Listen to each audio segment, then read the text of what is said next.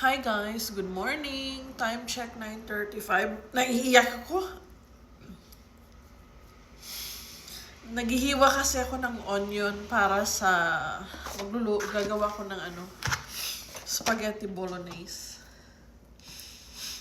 Ay, Diyos ko lang.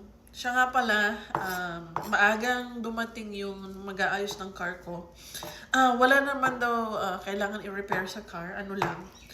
Kailangan lang palitan yung battery kasi 6 years old na yung car ko sa akin eh. Kasi nung nabili ko siya, never akong nagpalit ng battery. So, it's time na.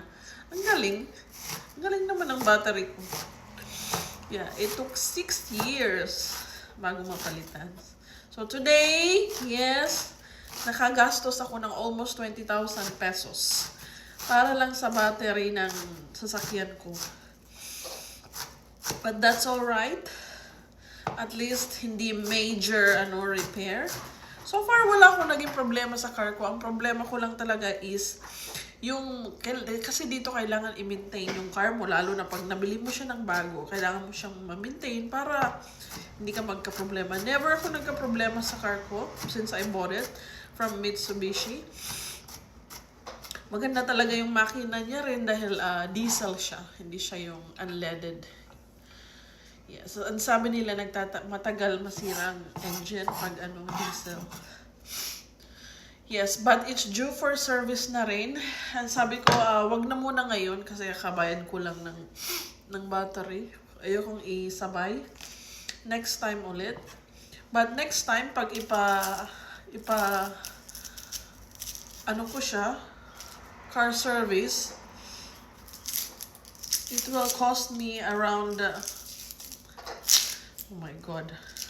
How much is 2,000? For almost 100,000. Mga 100,000 to 150,000. Depende kung may kailangan palitan ng parts. Yes, kahit walang sira, pag medyo nakita nilang kailangan ma-prolong bago pa lumaki yung hindi naman sira. Ganito kasi dito, piniprevent nila bago cure. Ay, grabe ang ko sa onion na to. Ay, grabe ang tapang ng white onion. I-rinse ko muna siya ng tubig. Para tuloy akong may umot sipon. Meron akong little ubo, but talagang napapaiyak ako nitong onion na to. Madami kasi ako maglagay ng onion pag ako nagluluto ng spaghetti. Kasi parang mas sumasarap lalo. So, going back to the car, so yeah, mga around 100 to 150,000 ang service ng car ko.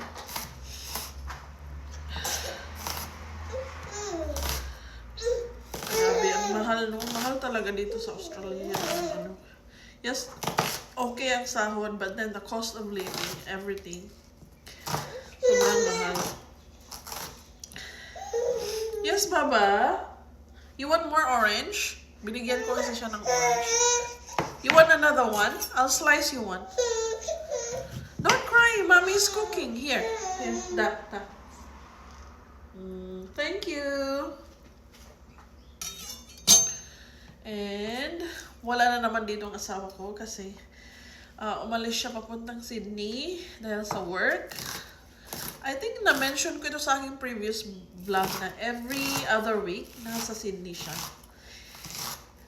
He'll stay there for a week and then after that, mabalik ulit siya dito sa Melbourne. Kasi kailangan. So, 1 week sa Sydney, 1 week dito. Ganun. Napapagod na nga siya eh. Naghihirapan siya kasi pag nasa Sydney daw siya, nalulungkot siya. Wala kami. Ayoko rin naman sumama kasi yung mga aso. Gusto niyang sasama kami. Diyos ko, ano naman gagawin ko doon? At hindi ko gusto yung weather ng Sydney. Very humid. A little cold now too, but mas malamig dito sa Melbourne.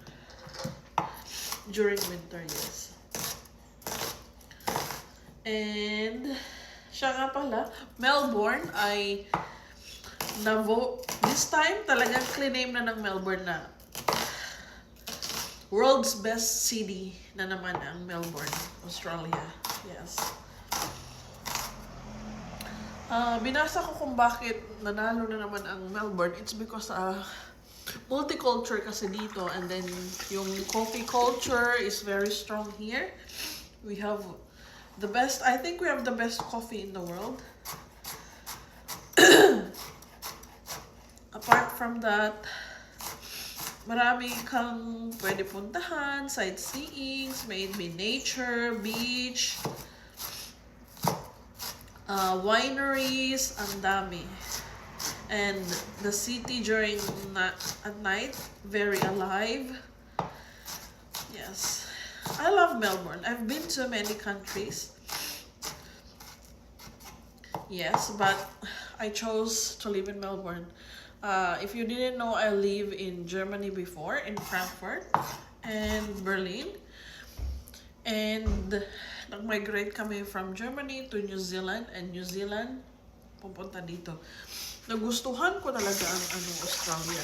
And since then, I never left. Yes. Kasi, I feel like I'm home. I feel like I belong here. Yes. And malaki yung, sorry guys, malaki yung community dito ng Filipino community dito sa Melbourne. But, before nung mga bago-bago pa ako sa Melbourne, lagi akong nag-a-attend ng mga functions, ganyan. Kasi excited akong ma-meet yung mga kabayan natin, ng mga Pilipino. But then I got so disappointed, then I stopped. Pero kung sa sarili ko lang yun, ha? Ayaw ko na mag-attend. Yes. Lang yun na. Daming mga drama, everything, and magastos. I'd rather stay home na. But if kung gusto mo yan ma-experience, yes, there's always events, sa Filipino community. And once per year, there will be a Filipino festival. I think it's before Christmas, I think. But once a year, yes. It's a lot of fun. There will be a lot of Filipino stalls. Nagtitinda sila ng mga iba't ibang pagkain, kakanin, lechon, yes.